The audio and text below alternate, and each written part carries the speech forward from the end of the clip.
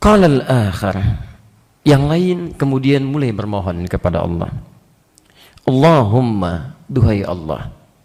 Lihat kalimatnya, dia tidak mengatakan ya Allah, tapi Allahumma. Dalam bahasa Arab bisa dikatakan ya Allah. Kalau ya Allah digabungkan jadi Allahumma. Tapi ada perbedaan rasa di sini. Kalau Anda ucapkan kalimat ya Allah, itu kalimat yang diucapkan sifatnya datar. Kapanpun bisa diucapkan. Ya, bisa diucapkan. Ya, Anda misalnya lihat jalan ke sini, tiba-tiba ada lubang sedikit terpeleset ke situ, Anda ucapkan ya Allah gitu kan? Ini tidak hanya sekedar berdoa. Ya, lihat sesuatu tumpah, ibu-ibu bawa makanan tumpah, ya Allah gitu kan? Lihat ke atas langit tiba-tiba mendung, ya Allah. Jadi kalimatnya masih umum, bisa digunakan doa, bisa pada fenomena tertentu. Tapi Allahumma tidak. Allahumma itu umumnya kalimat pembuka dalam doa yang bernada kelembutan dan ketawaduan. Jadi kalau Anda sedang berdoa kepada Allah menggunakan kata Allahumma, maka sikap kita mesti merendah. Jangan naik. Allahumma, itu nggak tepat. Anda turunkan, mohon dengan penuh kelembutan. Maka sikap lembut inilah yang menghadirkan rahmat Allah turun kepada Anda semuanya. Paham sampai sini? Ya, jadi Allahumma jarang digunakan untuk fenomena. Ya, misalnya ibu-ibu bawa baskom tiba-tiba tumpah jusnya. Allahumma, hampir nggak pernah dengar saya begitu. Ya, baik. Jadi kita teruskan. Allahumma, duhai Allah, bermohon dia. Innahu kanat libnatu amba. Saya punya sepupu, anak paman, perempuan, cantik, luar biasa. Kanat ahabban nas ilayya, dan dia sosok yang saya cintai di antara sekian orang yang pernah saya temui. Jadi ini mencintai anak pamannya, kan saking cintanya muncullah perasaan suka yang mendalam, jatuh cinta lah di sini. Ya. Kemudian wa fi riwayah, dan dalam riwayat lain kata Imam An-Nawawi, kuntu uhibbuha ka ashadda ma yuhibbu rijalun nisaa. Bahkan saya sangat mencintainya seperti laki-laki yang tengah dibubuk cinta pada seorang perempuan.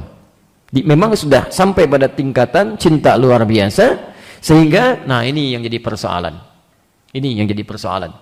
Kalau sudah masuk hal-hal yang demikian, seharusnya itu harus diselesaikan.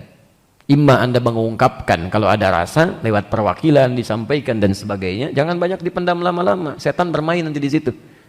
Kalau memang sudah waktunya, punya rasa, ada ketertarikan, sampaikan. Ya, Quran surah ke-49 ayat 13, ta'aruf di situ. Ta'aruf, saling di situ. Awas hati-hati, ini bukan dari sisi laki-laki saja, memang umumnya laki-laki mencari, tapi perempuan pun suka ngintip-ngintip.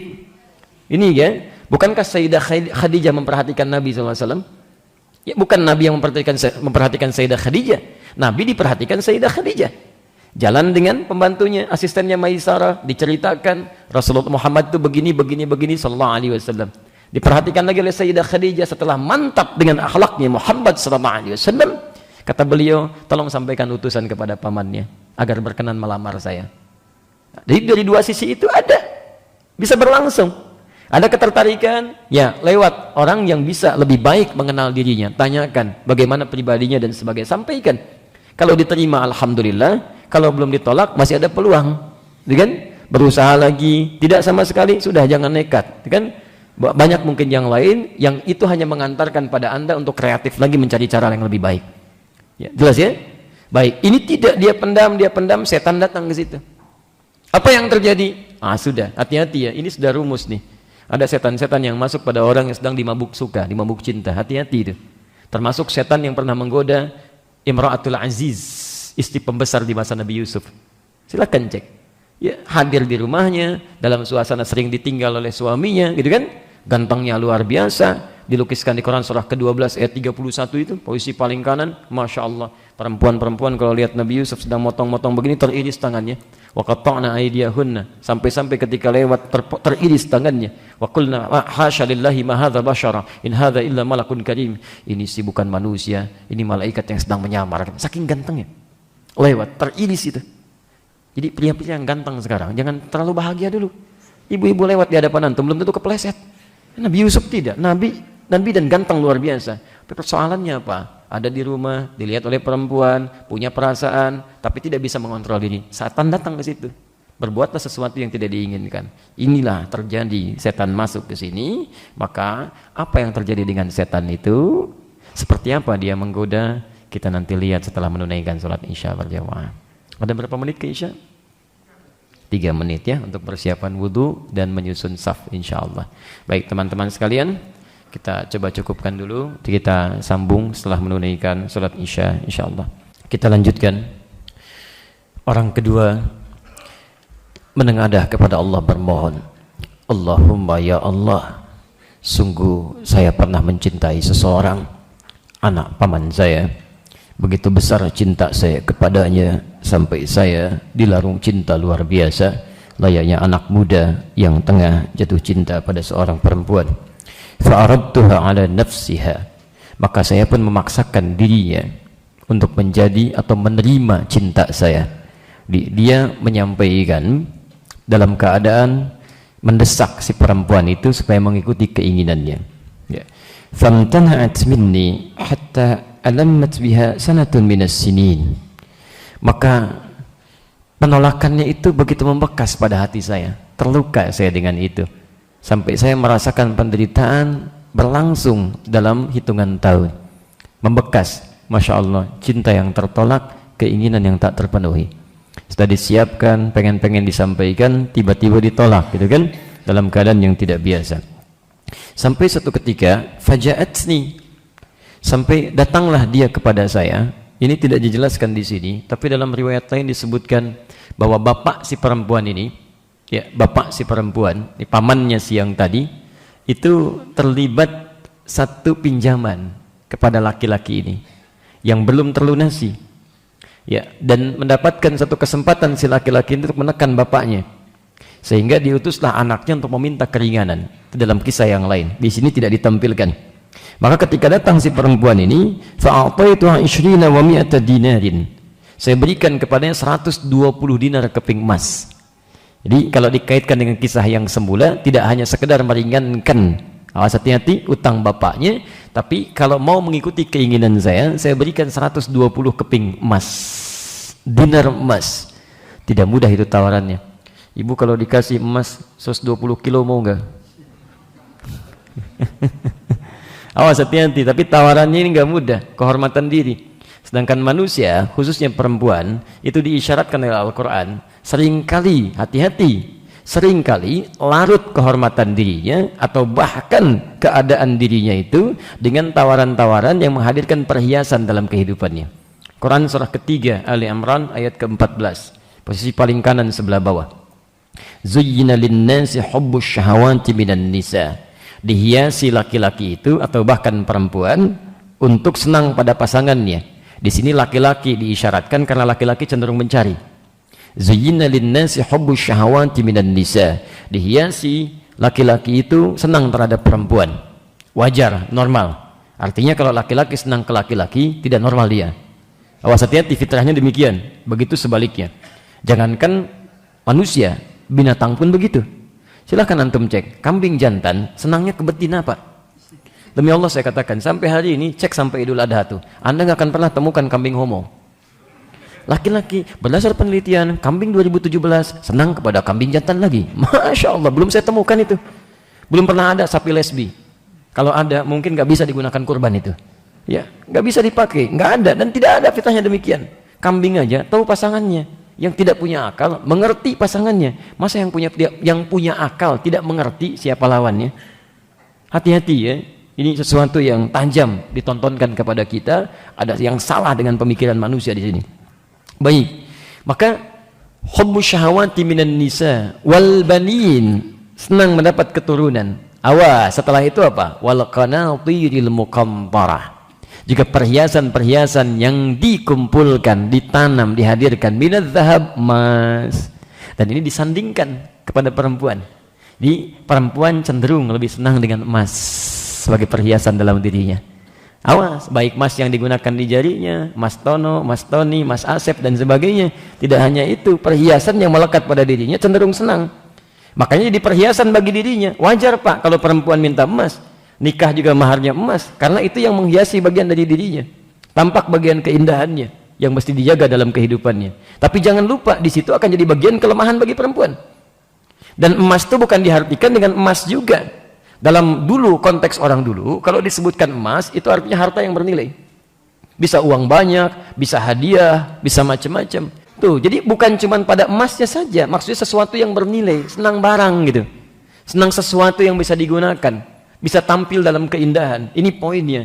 Dan tidak sadar kadang-kadang itu jadi satu kelemahan. Dan ini terbukti sampai hari ini. Tidak sedikit perempuan-perempuan tergoda oleh laki-laki tertentu yang nakal, gitu kan? Hanya diberikan tawaran-tawaran harta benda tertentu, lalu menggadaikan kehormatan dirinya. Itu yang harus luar biasa dijaga. Hati-hati, zaman sekarang sudah luar biasa. Ya, saya ada kolega ustadz berdakwah khusus di daerah Doli itu pada saat itu, yang ditutup di Surabaya itu tantangannya luar biasa. Memang nangis kita itu kalau dengar-dengar kisahnya. Alhamdulillah sudah ditutup, semoga Allah berikan keberkahan pada orang-orang terlibat dalam kebaikan. Tapi jangan dikira mudah itu. Kalau sudah masuk ke dalam dunianya, tidak mudah untuk keluar. Bahkan menyadarkan saja tidak mudah. Datang ustadz kolega kami berdakwah di sana, sampai nangis itu perempuan-perempuan yang itu ya. Tiba-tiba ada yang seperti tersadar datang. Salah satunya, ustadz, terima kasih telah memberikan pencerahan. Saya terharu kepada ustadz. Terima kasih membuat saya sedikit berubah. Untuk ustadz, saya kasih diskon 50%. Masya Allah. Itu nyata itu. Nyata, terdengarnya seperti lucu, tapi memang nyata. Di cara berpikirnya sudah begitu gitu kan. Jadi kalau sudah kebanyakan berbuat sesuatu yang salah, nanti tertutup itu pintu-pintu kebaikannya. Masuknya susah. 50%. Wa fi adhanihim waqra. Quran surah ke-6 ayat ke-25. Telinga ada sumbatan. Jadi kalau yang haram masuk pada dirinya, beredar dengan darah, jadi daging itu menutup. Ke mata, awas hati-hati. Wa ala absarihim ghishawah. Di matanya ada penutup. Jadi melihat yang baik-baik susah, lihat ke masjid susah, lihat masjid susah, dengar azan marah, diajak ke taklim, ngajak debat, gitu kan? Nah itu susah. Itu kalau sudah masuk penutup itu demikian. Imma dengan maksiat atau yang haram masuk pada dirinya. Itu yang berbahaya. Nah, jadi saya tekankan sekali lagi, hati-hati ya, hati-hati perempuan-perempuan khususnya jaga diri jadi kehormatan. Surganya banyak bagi perempuan itu. Pakai hijab ada surga di situ. Menutup aurat ada surga di situ. Taat pada suami dalam hal kebaikan ada surga di situ. Masya Allah. Ya, karena itu Allah jaga. Karena diciptakan dengan penuh keindahan dan surganya ada di situ. Jangan berikan surga pada orang lain yang bukan pada haknya. Ya, maka apa yang terjadi kemudian? Di sini terjebak dia.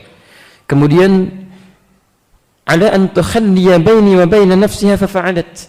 Saya berikan 120 dinar emas supaya dia bisa memberikan cintanya kepada saya sampai melakukan hubungan yang terlarang. Maka dia setuju. Setuju. Ya, dalam keadaan terdesak datang 120 dinar ya. Masya Allah. Dinar emas dalam konteks dulu itu berharga sekali, luar biasa. Dirham aja sudah dicari, apalagi dinar. 120 keping lagi. Baik ya, tidak mudah tuh tawaran dunia dengan menghormatkan, menggadaikan kehormatan diri, dan itu di hadapan Allah Subhanahu wa taala. Hati-hati. Maka kemudian dia menerima dengan polos pada saat itu, setan masuk ke situ hatta idza qadartu 'alaiha. Sampai-sampai terjadilah kemudian waktu yang ditentukan itu. Ya, saya terjemahkan dengan bahasa yang mudah dipahami. Wa fi riwayat, dalam riwayat lain lebih dalam lagi, falamma qa'adtu baina rijlaiha, maka tatkala malam itu waktu itu terjadi dan hampir terjadi perbuatan itu, hampir-hampir saya berhubungan dengannya, lihat kalimatnya, qalat, tiba-tiba datanglah kemudian fitrah di diri perempuan itu. Biasanya begini, alhamdulillah, biasanya kalau seseorang tidak pernah berbuat maksiat sebelumnya, itu biasanya suara hatinya masih kencang. Ada penolakan besar dalam dirinya. Anda kalau tidak percaya silahkan. Anda belum pernah berbuat misalnya hal yang macam-macam, keluar dari assalam ini pakai sendal orang lain. Coba-coba aja. Ambil sendal orang lain aja, itu hati Anda sudah menolak, itu bukan punya kamu. Nggak usah diingatkan orang, hati Anda menolak. Karena hati kita cenderung pada kebaikan. Kalau belum pernah berbuat maksiat, itu besar suaranya. Jangan lakukan, jangan lakukan. Tapi kalau pernah Anda nekat kerjakan, itu jadi kecil suaranya. Dan kalau terbiasa jadi populer itu, dan jadi kebiasaan Anda lakukan itu, sudah lain suaranya. Jangan lakukan itu, jangan lakukan. Itu lebih jelek, ambil yang paling bagus yang sana. Nah, itu yang bahaya itu. Itu bahaya, sudah mati suara kebaikannya itu. Yang jelek yang muncul. Nah, jadi ini, anak ini, perempuan ini, karena diasuh dalam pengasuhan yang cukup baik, belum pernah berbuat yang macam-macam, tergoda dengan yang tadi, muncullah kemudian bimbingan Allah. Bimbingan Allah yang hadir saat terjebak dalam perbuatan maksiat itu disebut dengan burhan namanya. Seperti Allah pernah membimbing Nabi Yusuf alaihi salam ketika digoda oleh perempuan, siapa namanya? Namanya Allah, Masya Allah ya. Ingat tidak disebutkan namanya ya, bukan Zulaiha dan tidak pakai Siti. Baik ya? Jadi Zulaiha saja sudah salah, Siti Zulaiha salah banget. Ya? Hati-hati, nggak disebutkan. Kalau nggak di Quran tuh kalau cenderung perbuatan yang tidak elok, ya itu nggak pernah disebutkan namanya, jarang, umumnya jarang disebutkan. Karena Quran itu menyalahkan perbuatannya, bukan orangnya. Perbuatannya. Jadi kalau ada orang berbuat salah, Anda jangan gunjingkan orangnya. Tujuan Anda apa sih? Merusak kehormatan orangnya atau ingin memperbaiki perbuatannya? Jadi kalau ada orang salah, perbuatannya diperbaiki, bukan orangnya digunjingkan. Firaun bukan nama asli. Farao dari gelar. Abu Lahab bukan nama asli. Silahkan cek. Ya, Imratul Aziz bukan nama asli. Supaya tidak banyak digunjingkan, itu akhlak Al-Quran. Karena yang salah perbuatannya. Karena belum tentu ada orang nanti punya nama yang sama berbuat yang serupa. Hati-hati. Ya, begitu misalnya ada seorang, kan, berbuat satu keburukan, padahal belum tentu nama itu digunakan oleh orang lain dengan keburukan yang sama. Akhirnya apa? Namanya yang jadi celaan di situ. Nama misalnya Hasan, kan, kelakuan misalnya, mohon maaf, tidak bagus. Lalu Anda celah, dasar kamu nama aja Hasan, kelakuan begini, dasar Hasan jelek Hasan. Ingat cucu Nabi itu Al Hasan. Jangan keliru. Dia jangan pernah mencela nama, itu nggak boleh. Itu nggak boleh. Paham ya? Walaupun keliru misalnya, maka luruskan perbuatannya, berikan inisial yang tepat ya untuk menginisialkan pada hal-hal yang dilarang ya. Saya enggak Ustaz, alhamdulillah enggak seperti dia tuh. Masya Allah, sebut lagi namanya, itu salah juga ya. Teruskan, bismillah. Qalat, tiba-tiba ketika si laki-laki tadi hendak kemudian mengambil kehormatan dirinya, maka berkatalah langsung di lisannya keluar. Seperti Nabi Yusuf mendapatkan gambaran bayangan, tinggalkan, kan, jauhi, tidak tepat, itu burhan namanya. Maka muncul burhan dalam dirinya. Ittaqillah, ittaqillah, wala tanfuddal khatam illa bihaqqih. Masya Allah, ini bahasanya dalam sekali. Bertakwalah kepada Allah. Jangan pakai cincin kehormatan itu kecuali sesuai dengan haknya. Sesuai dengan haknya. Cincin itu kan pertanda mahar biasanya kan? Digunakan, diambil bagi perempuan, berikan ya, dibuka penutup ya. Biasanya perempuan kalau ingin menggambarkan kehormatannya dan dia diberikan gambaran maharnya atau penutupnya disingkap, diambil, jangan lakukan kecuali dengan haknya. Kalimat pertama itu yang membuat dia kemudian langsung bergetar jiwanya, diucapkan oleh orang yang tidak pernah bermaksiat sebelumnya, orang polos mau dikerjai, keluar dari lisannya, ittaqillah, bertakwalah kepada Allah. Ini kalimat ini ya, Anda betul-betul jaga kalimat Allah, jaga betul. Jangan pernah digunakan pada hal-hal yang sifatnya serampangan Anda gunakan. Demi Allah, padahal tidak begitu. Demi Allah, itu. Padahal Anda melakukan itu tidak akan berfungsi lagi. Jadi kalau Anda dekat dengan Allah, menjaga kalimatnya, maka Masya Allah. Nabi Muhammad ditodong dengan pedang begini, siapa yang bisa menolong Anda? Tidak banyak bicara, cuma satu kalimat, Allah bergetar, jatuh itu pedangnya. Berbalik, sekarang siapa yang bisa menolong Anda? Gak bisa dijawab. Jadi kalimat Allah itu kalau kita jaga, mendekat dengan Allah, itu begitu keluar getarannya itu ada sampai itu, karena Anda mengucapkan Allah yang memberikan hembusan kepada relung hati yang paling dalam ya. Jadi coba nanti pelan-pelan Anda gunakan kalimat-kalimat itu pada kebaikan-kebaikan. Maka apa yang terjadi? Lihat kalimatnya, fansaraftu anha wa hiya ahabbun nasi ilayya. Tiba-tiba ketika mendengar kata-kata itu, fansaraftu, insarafa itu kaget langsung berpaling. Sorofa, gitu kan? Ada getaran dalam jiwanya, langsung ditinggalkan. Ya, saking kagetnya getaran itu, sampai kata orang ini, lihat kalimatnya, wa taraktu dhahaba alladhi a'taituha. Sampai-sampai saya saking kagetnya, saya tinggalkan bahkan dengan emas-emasnya. Seakan ada kesadaran dalam jiwanya, salah saya ini, salah, nggak benar saya, takut. Masa saya melakukan yang demikian ketika Allah menyaksikan saya? Apa jadinya di hari kiamat? Nah, ini rumus kepada kita. Kalau Anda terfikir berbuat maksiat, langsung bayangkan seketika Allah sedang melihat. Apa enggak malu bermaksiat dilihat Allah? Ada tawaran di kantor, Pak ini proyeknya Pak sekian ratus miliar, Masya Allah, dilihat begini, oh bagus juga ya, baik, tolong ditutup pintu semua begini, Anda mau tanda tangan. Bayangkan ketika tanda tangan, Allah saksikan itu. Apa enggak malu Anda bermaksiat dilihat Allah?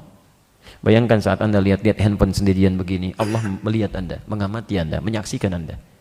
dan Anda sedang merasa terhina di hadapan Allah Subhanahu wa taala. Kalau belum sampai juga paham, bayangkan seketika meninggal.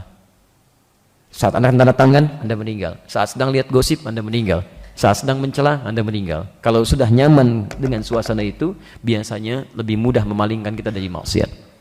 Maka orang ini merasakan bagaimana saya maksiat di hadapan Allah. Allah melihat saya dan sebagai dia tinggalkan. Fansaraftu, saya tinggalkan. Saking kagetnya saya tinggalkan. Bahkan dia katakan wa taraktu dzahaba alladhi a'taituha. Saya pun tinggalkan sekalian dengan emas-emasnya saya relakan untuk dia. Karena kalimat kebaikan yang keluar dari lisannya. Jelas sampai sini? Baik, saya teruskan dulu. Apa yang terjadi setelahnya? Dia tinggalkan perempuan tadi karena takwa kepada Allah. Takut dengan Allah. Bahkan dia berikan emasnya sekalian, ikhlas karena Allah Subhanahu wa taala. Dengan kalimat yang keluar di lisan perempuan tadi. Maka dia berkata, Allahumma in kuntu fa'altu dzalika ibtigha'a wajhika fafruj 'anna ma nahnu bi. Ya Allah, kalau engkau nilai bahwa amalan itu saat saya meninggalkan maksiat karenamu dan saya berikan emas itu ikhlas karenamu, itu layak menjadi amal yang kau terima, maka mohon dengan amal itu keluarkan kami dari kekangan batu ini.